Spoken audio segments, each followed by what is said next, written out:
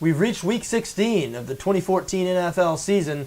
Only 2 games remain in the regular season. You know, Weeks 16 and Week 17, always a little bit tricky to handicap because some of these games absolutely crucial. They're effectively playoff games, and other games essentially meaningless. As a matter of fact, most of these Week 16 games involve at least one team that is just left playing for pride now, and those teams can be difficult to predict.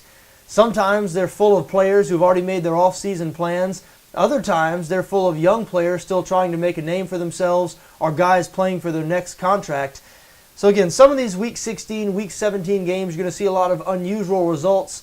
Personally, I like to stay away from those games and focus on the games that are meaningful because I feel like we can better predict the outcome because we can better predict the effort from those teams. So I'm going to talk about 4 games right now that are very, very meaningful in this Week 16. Do want to remind you, though, that we preview every game in great detail here at BETDAQ Tips, so please do check back with us in the coming days. Let's talk about a few of these very, very important games now, though, shall we? First, let's give an overview of the playoff picture here. It's much more clear in the AFC than the NFC. In the AFC, you have 3 teams that have already clinched their division: New England Patriots, Denver Broncos, and Indianapolis Colts. They have all clinched the division. They will all host a home playoff game. New England and Denver right now, the inside track for first-round byes, but that hasn't quite been decided yet. So all those 3 teams need to win this week, but they've all 3 clinched, so this is not do or die for them. Now, the wild card race in the AFC, very, very crowded. Pittsburgh and Baltimore both tied at 9 and 5. We know that 2 teams qualify for wild card berths. Right now, that would be both the Steelers and the Ravens. Buffalo, Kansas City, and San Diego all sitting there tied at 8 and 6. So all 3 of those teams very much alive, but they need to keep winning and they need a little bit of help. Now, a team that we did not mention who could still miss the playoffs is the Cincinnati Bengals. The Bengals actually lead the they lead the AFC North right now at 9-4-1. But if they lose their final 2 games, and that could happen, they play the Denver Broncos this week, and then they finish off in Week 17 at Pittsburgh. So if the Bengals drop both of those games, they still could miss the playoffs, even though they lead the AFC North as we sit here now. So a lot of things still to be decided in the AFC. The NFC, they've narrowed it down a bit. You have 6 teams: Dallas, Philadelphia, Detroit, Green Bay, Arizona, and Seattle. 5 of those teams will make the playoffs. And then you have the NFC South, which has been the worst division in football this season. The Saints currently lead the NFC South at 5 and 8. Atlanta nipping on their heels at 4 and 9. Those teams play this week. We're going to talk about that game in just a second. Carolina also still in the mix in the South, so somebody is going to win that division and host a home playoff game. The other 3 teams will all pick in the top 10 in the draft. So been a very unusual year in the NFC South. But the NFC, we have a little bit more clarity. As I said, out of these 6 teams, Cowboys, Eagles, Lions, Packers, Cardinals, and Seahawks, 5 of those 6 teams will qualify for the playoffs. So let's talk about a few of these Week 16 games now, shall we? Starting with the Atlanta Falcons going on the road to face the New Orleans Saints. We alluded to this game just a minute ago. It's a critical game in the NFC South. Saints a game up on the Falcons right now in the division. Saints 5 and 8 thanks to their win last week. Falcons 4 and 9. The Saints 6 and 8 thanks to their win last week. The Falcons 5 and 9 after losing at home to the Pittsburgh Steelers. But the Falcons did beat the Saints back in Week 1. So if they were to beat New Orleans again this week, they would be tied, the 2 teams, but the Falcons would have the edge in the tiebreaker. So as we said, this is a critical game for both teams. New Orleans a 5.5-point favorite on BETDAQ. 56, a big total here. We expect plenty of scoring. Now, when these teams met back in Week 1, the game was in Atlanta. Falcons pulling out a 37-34 overtime win. At that time, we still thought that both of these teams were probably going to be pretty good. Most people thought the Saints were going to be a Super Bowl contender, and the Falcons were a popular choice to be potentially a 10-win, 11-win team this season, even though they were bad last year. Remember, injuries really crippled the Falcons last year. Now that they were healthier heading into this season, a lot of people thought they were going to bounce right back and sort of reclaim that 10, 11-win status that they've had throughout most of the Mike Smith era. That has not happened, though. Now, injuries have hurt the Falcons again this season, especially on the offensive line. They've been bad on the offensive line all year. They lost their starting left tackle, Sam Baker, prior to the season. They've had to shuffle things around up there on the line. And on defense, especially in the secondary, probably the best player back there in that secondary, safety William Moore. He has missed most of the season. As a result, the Falcons currently rank last in the NFL in both total defense and passing defense, and that will be problematic this week going to the Superdome to face this New Orleans offense. The Saints, second in the league in total offense, third in the league in pass yards per game. So even though it's been a tremendously disappointing season for the Saints, they've still been rolling right along on the offensive side of the ball. They produced 34 points the first time they faced this Falcons defense, and you would think this time in the Superdome they would do at least that well. Now, in the Superdome, let's talk about that. The Saints, under Sean Payton, really ever since Sean Payton and Drew Brees teamed up down there in New Orleans, they have been nearly unbeatable in the Superdome. At one point, they had run off 19 straight home wins. And prior to this season, going into this season, I believe they were 21-5 against the spread in their last 26 home games, something like that. Well, now the Saints have lost 4 consecutive home games. What has happened to the Saints in the Superdome? They've actually been playing better away from home than they have in the Dome, which is very, very unusual if you've been following this Sean Payton, Drew Brees, New Orleans Saints team for the past few years. Now, if you're asking me, I think that's probably a little bit of an anomaly. I mean, are the Saints really worse at home than they are away from home? Or did they just happen to run into a couple of teams in their last couple of road games that they matched up well against? Remember, a few weeks ago, they went on the road to beat the Pittsburgh Steelers. Steelers, of course, have had trouble on defense this season. As we said, the Saints have really been able to pass the football this year. Saints picked up a nice road win last week as well. Again, they were able to get the passing game going. They're going to be able to throw the ball against the Atlanta Falcons. I wouldn't be too concerned about their 4-game losing streak in the Superdome. I do expect the Saints to right the ship here. However, 5.5 points, a lot of points. If you're familiar with this Saints-Falcons rivalry, these games often very, very close, just like the last time these teams met back in Week 1 when it went to overtime. And yes, the Saints are going to have a lot of success against this Atlanta defense, but I got news for you. The Falcons are going to have a lot of success moving the ball as well. Atlanta 7th in the league in total offense, 5th in pass yards per game. And this New Orleans defense nearly as bad as the Atlanta defense. We mentioned the Falcons last in the NFL in total defense. Well, the Saints next to last in total defense. They're 29th in points allowed. Again, we see a total here like 56 points. We do expect plenty of scoring. I lean towards over 56. It really takes some convincing for me to bet the under in this Saints-Falcons game. Both these teams so good on offense and so bad on defense. And I do expect the Saints to win this game outright. But I tell you what, as of now, I do not feel comfortable giving a 5.5 point number in this situation. So got to have a slight lean towards Falcons plus 5.5. I like over 56, maybe New Orleans money line. So if you want to get real cute there, you could bet New Orleans on the money line and Atlanta plus 5.5 and hope to win both of them. I think that's the way this game is going to shake out. I think the Saints are going to win a close, high-scoring shootout. Let's move on now to another AFC game. Well, I guess that was an NFC game, but to another game with major playoff implications anyway. The Kansas City Chiefs going on the road to face the Pittsburgh Steelers. Steelers just a 3-point favorite on BETDAQ, 46.5 the total here. 3 points strikes me as a little low. It's so low, as a matter of fact, strikes me as a little bit suspicious. This line feels a little fishy to me. I would think that most people would lean towards Pittsburgh here, and even though it's very, very early in the week, the early betting patterns out in Las Vegas, the Steelers do appear to be a popular public bet here this week. Shouldn't come as a surprise. This Pittsburgh offense had just been rolling right along. They now rank number 1 in the NFL in total offense, 2nd in pass yards per game. We know bettors love to bet on offense. They love to bet on really good quarterbacks, and Ben Roethlisberger is certainly one of the best 6 or 8 quarterbacks in the NFL. You look at the Kansas City Chiefs, on the other hand, they've had trouble on offense lately. 27th in the NFL in total offense,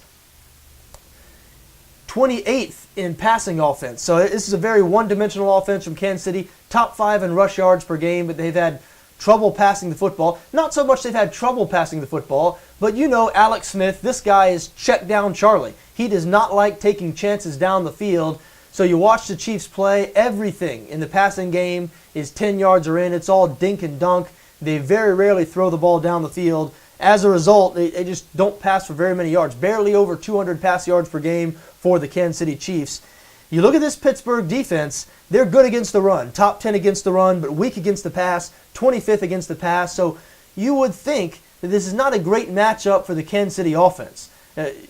When you think of an offense that is really well suited to attack this Pittsburgh defense, you're thinking of a pass-first offense that can attack this vulnerable Pittsburgh secondary. That is not the Kansas City Chiefs. The Chiefs are going to try to run the ball, and so that means they're going to test the strength of this Pittsburgh defense, which is the front seven. But you know what? You look at the other side of the ball, the Kansas City defense against the Pittsburgh offense, and that's a pretty good matchup for Kansas City. That's because this Chiefs defense, well, first of all, they've been good as a whole this season, top 5 in points allowed, but they are especially good in the secondary, second in the NFL in passing defense. They're not as good against the run. You look at Pittsburgh, really they've found their stride on offense this season when they decided to spread it out, become a pass-first offense. That happened right around week 5 or 6. As we said, they now lead the NFL in total offense, and they'd probably lead the league in points scored also if they just found their identity early in the season. So again, they're going to try to throw the ball against this great Kansas City secondary, but Pittsburgh, even though they're a pass-first offense right now, they run the ball very well also. Top 10 in the league in rush yards per game. Le'Veon Bell has probably been the second best running back in the entire NFL this season behind Dallas's DeMarco Murray. So look, the Chiefs have struggled against the run. I think Pittsburgh might turn a little bit more to the running game this week than they have in weeks past. For that reason, and because the Chiefs don't generally score that many to begin with, and it might not be a great matchup for them against this Pittsburgh defense, I think under 46.5 might be a good bet to look at here.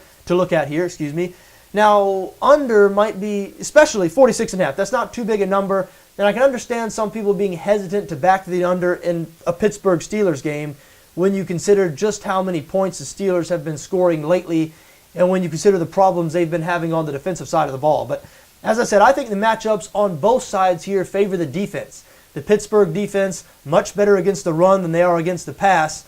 So that means they match up well with this Kansas City offense that's going to try to run the football. And on the other side of the ball, the Kansas City defense, so good in the secondary, second against the pass. So this could be a good matchup for them against this pass-first Pittsburgh offense. So again, I think there might not be quite as many points scored here as a lot of people may think they're going to be. So I might look at under 46.5 there. And even though I think the Pittsburgh Steelers a better team than the Kansas City Chiefs, the Steelers at 9-5 after all, the Chiefs hanging in there at 7-6. Excuse me. Excuse me. The Chiefs hanging in there at 8-6, not 7-6. Chiefs have now played 14 games. Excuse me, got something in my throat there. Got to get it out. There we have it.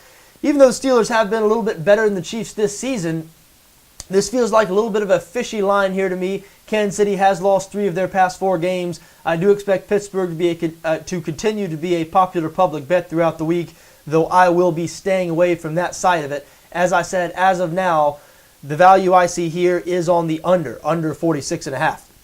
Let's move on to another game now, shall we? Against 2 teams that are going to make the playoffs this season, most likely, I guess. Dallas still could collapse and miss it, but after last week's win over the Philadelphia Eagles, I think there's now a very, very good chance that the Cowboys are going to qualify for the playoffs. As a matter of fact, they're now in the driver's seat in the NFC East after that win over Philly, and they host the Indianapolis Colts this week. Dallas a 3-point favorite on BETDAQ, 55 the total in this game. Now the Colts have clinched the AFC South. Still have a lot to play for, though. They're trying to clinch a first-round bye in the AFC playoffs, which is obviously critically important. They do need a little help there, though. They need either Denver or New England to lose, and because they've already lost New England this season, they would need New England to lose twice. So the Indianapolis Colts obviously looking at the Denver Broncos and the Patriots, I guess, and they need to win a couple of more games themselves.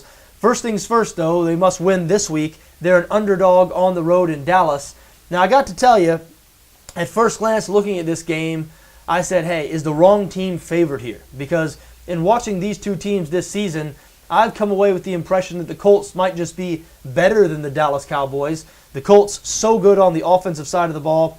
3rd in the league now in total offense. They were 1st in total offense prior to last week. They are still 1st in pass yards per game, and Dallas very vulnerable on the defensive side of the ball. The Cowboys 22nd in total defense, 23rd in passing defense. So if you're considering a Dallas bet having trouble here, aren't I? So if you're considering a Dallas bet this week, that's the first thing you have to ask yourself. how are they going to stop Andrew Luck and this Indianapolis Colts offense? Because again, the Colts have just been rolling on that side of the ball this season. Luck averaging over 315 pass yards per game. And you would think he would have plenty of success against this Dallas secondary that, again, 23rd in the NFL against the pass. So we see a high total here like 55. Obviously, I'm not alone in thinking that the Cowboys are going to have trouble slowing down this Indianapolis offense. You look at the other side of the ball, Dallas has been good on offense this season. They have been great in the running game. They have a great offensive line. DeMarco Murray has been the NFL's best running back this year. The Cowboys third in the league in rush yards per game. But you know what? The Colts a little bit better against the run than the numbers would indicate, and a little bit better than their reputation would maybe indicate. Yes, the Colts 17th against the run. That's not great, but they've been improving up front on defense throughout the course of the season. If you've been watching them play every week, you know that. You look at their game last week against the Houston Texans. Now, the Texans, a run-first offense. As a matter of fact, they've run the ball a higher percentage of the time this year than any team in the NFL. And they did run for 137 yards against Indianapolis last week, but it took them 41 carries to get there. So they averaged just over 3.5 yards per carry. So look, the 137 yards, that's going to show up as a not great performance from that Indianapolis rushing defense. And when we talk about 17th against the run, what we're talking about is how many yards per game they give up. So giving up 137 is not going to help that number. But when you consider that it took the Texans 41 carries to get there and they averaged fewer than 4 yards per carry, you begin to see more of a clear and realistic picture of where this Indianapolis rushing defense is right now. And look, I think they're going to try to make Tony Romo beat him. Now, I know Romo had a good game against Philadelphia last week. He still hasn't been asked to do a whole lot since breaking his back a little over a month ago. If you've seen the Romo and the Cowboys play since then, they have definitely been more of a run-first offense than throughout most of Tony Romo's career. And he does look healthier now than he did 3 or 4 weeks ago. But boy, if I were the Indianapolis Colts, I would want to see Tony Romo spread it out. I mean, do you think Tony Romo right now, a little bit hobbled, is going to be able to outduel Andrew Luck in a shootout? I personally don't think he will be able to. And I bet you the Indianapolis coaching staff is looking at this saying the same thing, saying, you know what? We have a better offense. We have a better quarterback. We have a better passing attack, and Dallas does not have a particularly good defense. Maybe we should load up the box on this Dallas offense, force them to pass the ball. And, you know, the only way Dallas might be able to win this game is if DeMarco Murray is able to do his thing, impose his will on this Indianapolis defense. Dallas is able to not only be productive on offense and put up some points, but they're able to control the ball, keep Andrew Luck on the sidelines. You would think that would be Dallas's preferred game plan here. So if I were the Colts, I would try to prevent that from happening. Load the box, gang up on DeMarco Murray, try to force Tony Romo to beat you with his arm. Is Romo going to be able to outduel Andrew Luck in a shootout? I certainly have my doubts there.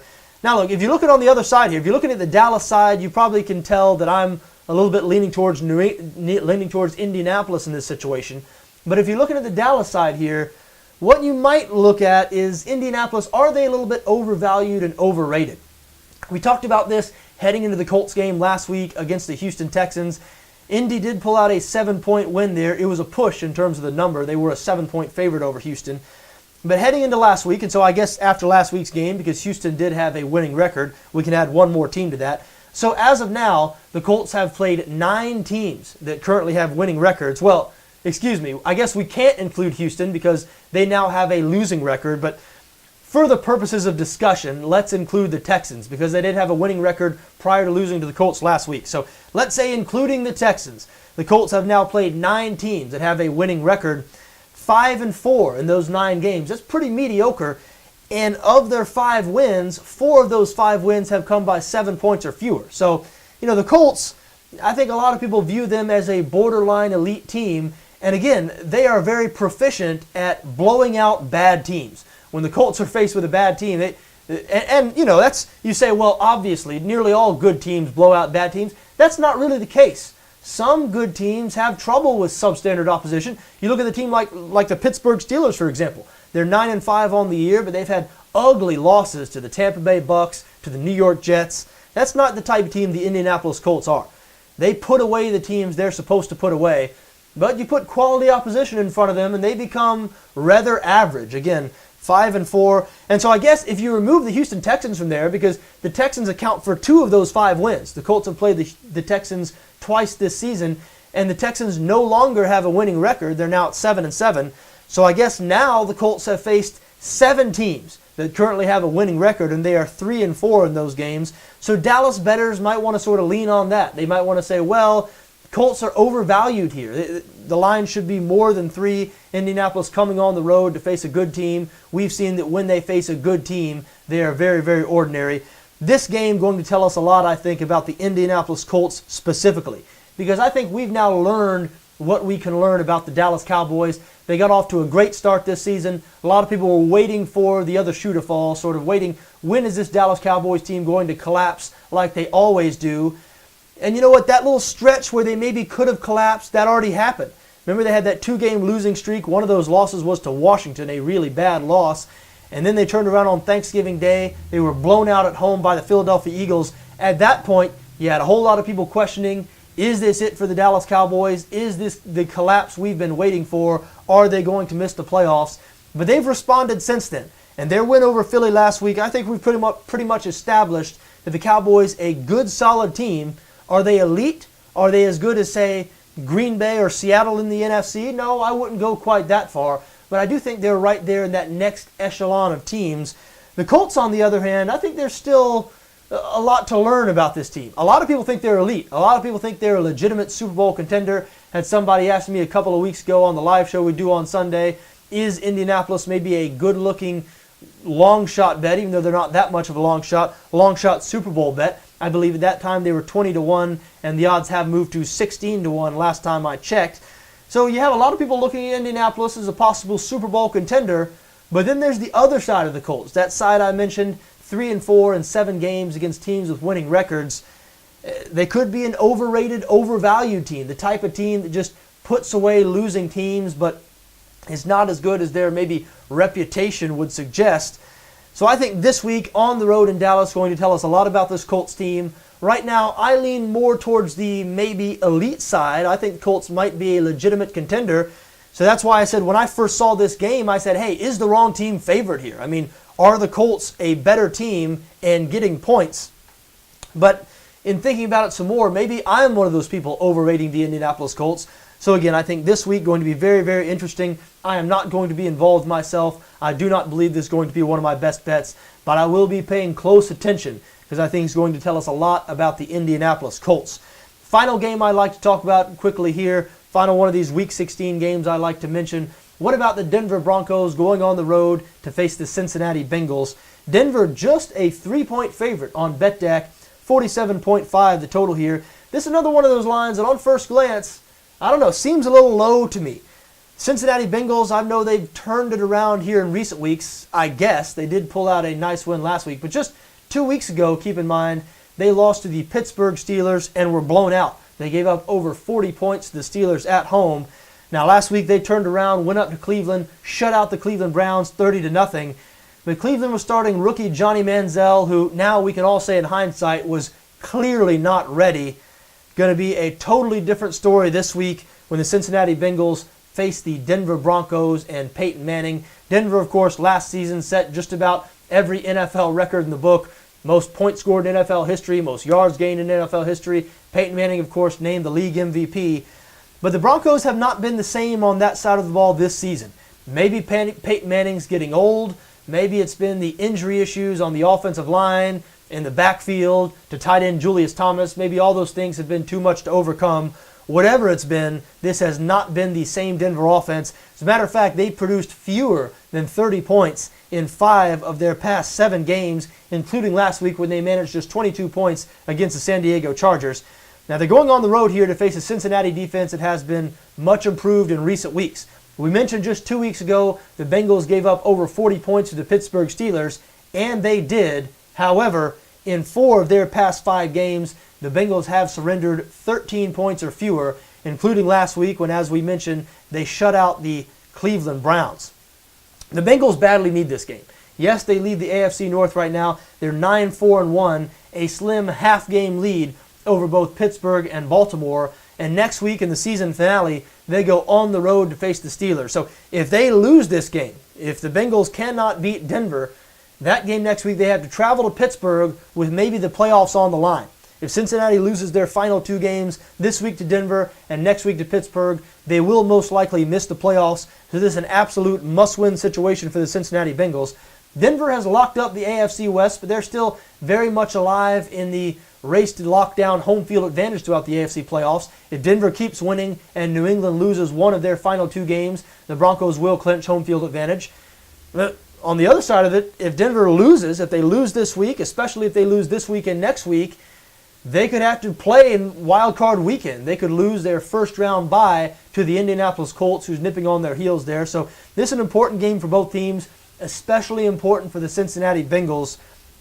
As I said, on first glance, this line felt a little bit low to me.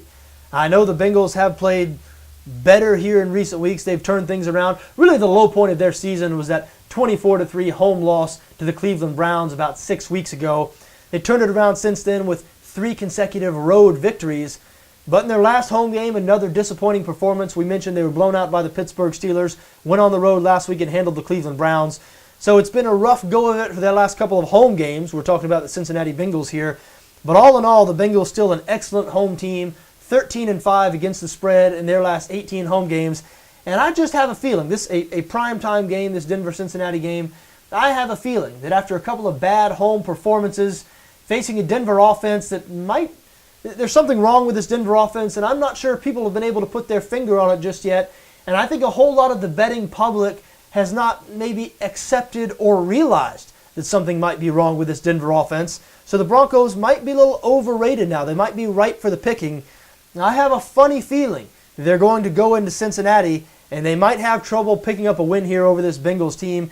Now, my main concern there, and I think the main concern for Bengals bettors, should not be Peyton Manning this great Denver offense. It should be the great Denver defense. And yes, Denver has been great on that side of the ball this season, 4th in the league in total defense. They are 2nd against the run. Now, that could be problematic here because the Bengals, they've had success on offense over the past month because they've really turned back to the running game. They've become more of a run-first offense. Bengals currently 6th in the NFL in rush yards per game. Really a great thunder and lightning tandem right now. Jeremy Hill, who provides the thunder, Giovanni Bernard, who provides the lightning. But I mean, nobody has been able to run the ball on this Denver defense this season. As we mentioned, the Broncos 2nd in the NFL in rushing defense. So that might mean it comes down to Andy Dalton. Now, Dalton, 23rd in the NFL in pass yards per game. Cincinnati offensive coordinator Hugh Jackson has wisely, in my opinion, sort of taken the ball out of Dalton's hands a little bit in recent weeks. He's made the Bengals more of a run-first offense. He probably realizes that Andy Dalton, he's not going to outduel the Peyton Manning, Tom Brady, Andrew Lucks of the world in the playoffs.